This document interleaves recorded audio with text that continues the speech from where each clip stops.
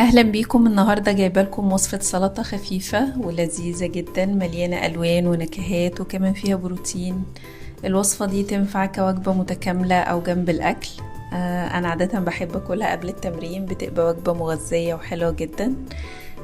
تعالوا نشوف مع بعض المكونات بتاعتها. عندي فراخ متقطعه شرايح، وعندي مجموعه من الخضار. ببدأ الأول إن أنا عايزة أتبل الفراخ. بتبلها بتتبيلة بسيطة، بحط ملح وبحط فلفل وبقلبها وبسيبها على جنب حوالي دقيقتين 3 بس تشرب من التتبيلة. وبعد كده بحضر بقى طاسة واحط فيها معلقة زيت زيتون، وابدأ انزل بقى بالفراخ.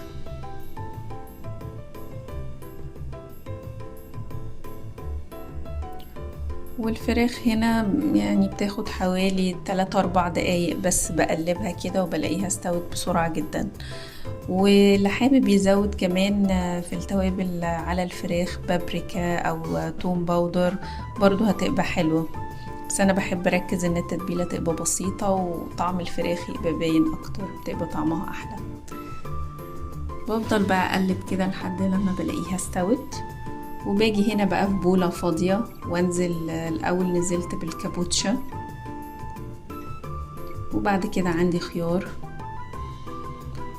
وفاصوليا حمرا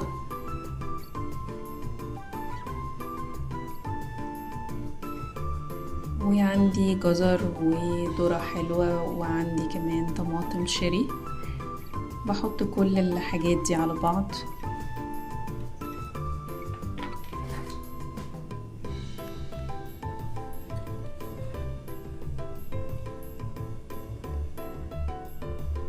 ببدأ بقى عندي هنا في بولة فاضية عايزة اعمل الصوص بتاعي اللي هحطه على الخضار. اول حاجة عايزة معلقة زيت زيتون، وبعد كده عندي عصير ليمونة،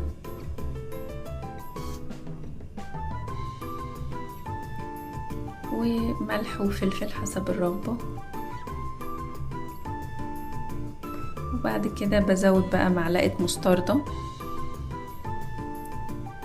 وبقلبهم كويس قوي مع بعض. في الخطوة دي كمان ممكن ازود معلقة عسل، بتدي تست حلو قوي. ببدأ بقى انزل بالصوص على الخضار،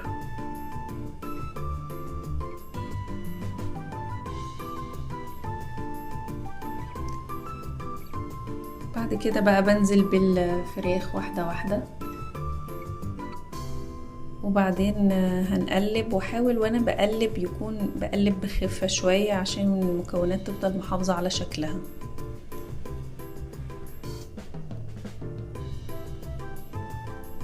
شايفين بقى الالوان بتاعتها حلوة جدا وشهية جدا، وعايزة اقول لكم طعمها رائع قوي. جربوها وقولوا لي رأيكم، وما تنسوش اللايك والاشتراك في القناة عشان يوصل لكم كل جديد، واشوفكم في وصفة جديدة ان شاء الله.